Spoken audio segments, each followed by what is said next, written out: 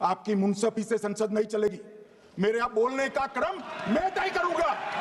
इस तरह से नहीं चलेगी संसद। मान्यवर, उनको धैर्य रखना चाहिए। तो मैंने सोचा साला ये चुनाव आयोग कहते हैं कुछ नहीं हो रहा है, कुछ नहीं हो रहा है, तो ये लोग आरोप क्यों लगा?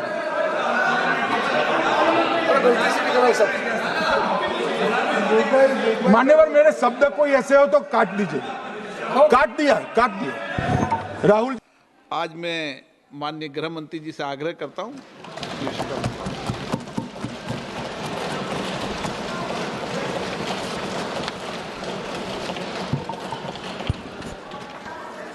माननीय अध्यक्ष जी, मैं आपके प्रति आभार व्यक्त करना चाहता हूं कि इस महत्वपूर्ण विषय पर आपने मुझे बोलने का मौका दिया। माननीय अध्यक्ष जी, इस विषय पर चर्चा के लिए सत्र की शुरुआत में 2 दिन गतिरोध भी हुआ। इससे एक प्रकार की गैर समझ, गलत धारणा जनता के बीच में पड़ी कि हम लोग ये चर्चा नहीं चाहते। माननीय अध्यक्ष जी, मैं स्पष्ट करना चाहता हूं, संसद ये देश का चर्चा का सबसे बड़ा पंचायत है और हम भाजपा वाले, एनडीए वाले चर्चा से कभी नहीं भागते। कोई भी मुद्दा हो, संसद के नियमों के अनुसार चर्चा के लिए हम तैयार रहते हैं। हमने 2 दिन तक विपक्ष के चर्चा करी कि इसको बाद में किया जाए, 2 सत्र बाद में किया जाए, मगर नहीं माने। हमने हाँ भर दी। मेरा दायित्व है मान्यवर कि हमने क्यों ना बोली थी। ना बोलने के 2 कारण थे। एक कारण था कि चर्चा गहन पुनः निरीक्षण के नाम पर वो मांगते थे, एसआईआर के नाम पर मांगते थे। मान्यवर, मेरा बहुत स्पष्ट मत है कि एसआईआर पर इस सदन पे चर्चा नहीं हो सकती, क्योंकि गहन पुनः निरीक्षण की जिम्मेदारी भारत के चुनाव आयोग की है। भारत का चुनाव आयोग और चुनाव आयुक्त ये सरकार के तहत काम नहीं करते। अगर जब चर्चा होती है और कुछ सवाल खड़े किए जाएंगे तो इसका जवाब कौन देगा? मान्यवर, जब उन्होंने कहा कि हम चुनाव सुधार पर चर्चा करने के लिए तैयार है, हम तुरंत मान गए और आज चुनाव सुधार पर ही चर्चा हुई। मान्यवर, लगभग 63। प्लीज मान्य दादा बीमार हो, मैं समझ रहा हूं, मगर बीमार ज्यादा हो तो घर पे रहा करो, यहां सदन का माहौल मत बिगाड़िए। मान्यवर, 63 सदस्यों ने प्लीज ऐसे माहौल ठीक रहना चाहिए। व्यक्तिगत बात है मेरी और दादा के बीच में, माहौल ठीक रहना चाहिए। मान्यवर, 63 सदस्यों ने पक्ष और विपक्ष से इस चर्चा में हिस्सा लिया है और जो चर्चा का समय हुआ था तय, उससे ज्यादा आपने समय दिया है। इसलिए भी मैं आपका धन्यवाद व्यक्त करना चाहता हूं। मान्यवर, चर्चा तय हुई थी चुनाव सुधारों के लिए, मगर ज्यादातर विपक्ष के सदस्यों ने एसआईआर पर ही चर्चा करी। अब चर्चा इन्होंने जिस तरह से शुरू करी है, जवाब तो मुझे देना पड़ेगा मान्यवर, और मैं मानता हूं उनको सुनना भी चाहिए। मान्यवर, इस एसआईआर पर, गहन पुनर्निरीक्षण पर एक तरफा 4 महीने से झूठ फैलाया और देश की जनता को गुमराह करने का प्रयास किया।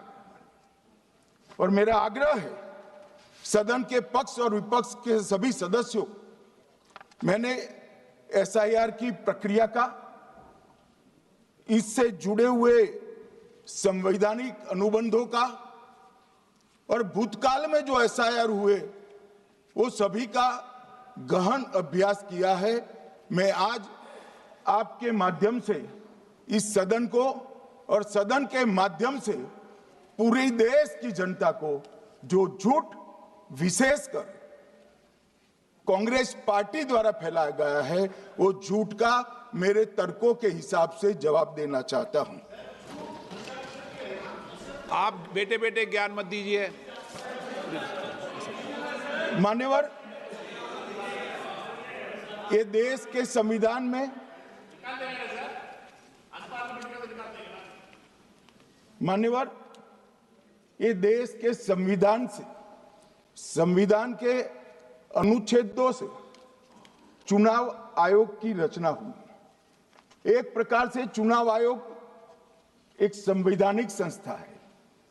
संविधान के अंदर चुनाव आयोग का गठन, उसकी शक्तियां, चुनावी प्रक्रिया, मतदाता की परिभाषा और मतदाता सूची को तैयार करने और उसके सुधारने के लिए की शक्तियां, इसके बारे में स्पष्ट प्रावधान किए गए।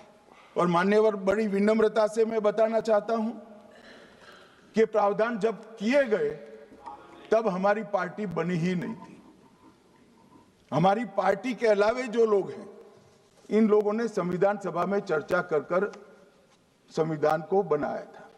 इसलिए ये पूरी चुनाव की प्रक्रिया जो संविधान के अंदर व्याख्यायित की गई है और आज जो हो रहा है, ये दोनों के बीच में क्या अंतर है और आरोप क्या है, इसको मैं जवाब देना चाहता हूं। माननीय, फ्री एंड फेयर चुनाव कराने का हमारा संविधान ने जिम्मेदारी चुनाव आयोग की तय की। मतदाता सूची बनाने की और मतदाता सूची में सुधार करने की जिम्मेदारी भी चुनाव आयोग को दी। अनुच्छेद संविधान के भाग 15 में अनुच्छेद 324, इसमें चुनाव आयोग का गठन, चुनाव आयुक्त की नियुक्ति, लोकसभा, राज्यसभा, विधानसभा, उपराष्ट्रपति और राष्ट्रपति, ये सभी चुनाव का संपूर्ण नियंत्रण संविधान ने चुनाव आयुक्त को दिया है। और चुनाव आयुक्त एक से ज्यादा हो तो इलेक्शन कमिश्नर को दिया है। अब 325 जो अनुच्छेद है वो किसी भी पात्र मतदाता को मतदाता सूची से बाहर नहीं रखा जाता, इसका प्रावधान करता है। मगर 326 एक गहन पुनर्निरीक्षण के लिए, एसआईआर के लिए बहुत महत्वपूर्ण है। क्या है 326 मान्यवर? इन्होंने मतदाता की पात्रता, योग्यता और मतदाता होने की शर्तें आर्टिकल 326 में तय की है। और वो शर्तें क्या है? सबसे पहली शर्त है कि मतदाता भारत का नागरिक होना चाहिए, विदेशी नहीं होना चाहिए।